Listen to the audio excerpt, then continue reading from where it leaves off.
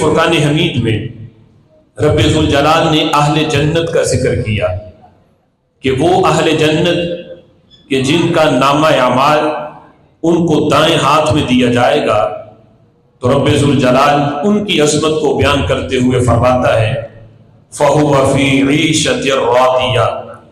وہ بندے کہ جو پسندیدہ زندگی میں ہوں گے، فی جنت عالیہ، اونچی جنت میں ہوں گے، قطوفہا دانیہ، اس جنت کی شان یہ ہے کہ وہاں درختوں پہ لگے پھلوں کے گچھے جھک رہے ہوں گے،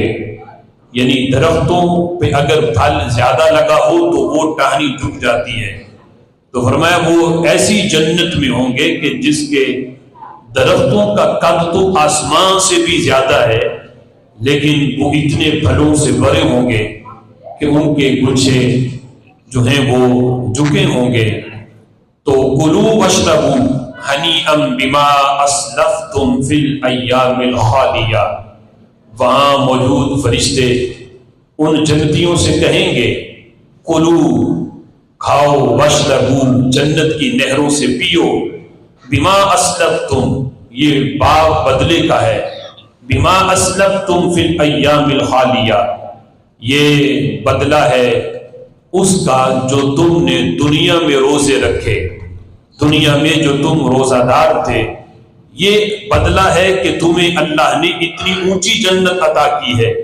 اور جنت میں تمہیں رب ذوالجلال نے طرح طرح کے پھلوں سے نوازا ہے۔ فرمایا کہ یہ بدلہ ہے اس کا کہ جو تم نے دنیا کے اندر روزے رکھے۔ حضرت بقی رضی اللہ تعالی عنہ نے فی الایام الخالیہ کی تفسیر رمضان کے مہینے سے کی ہے کہ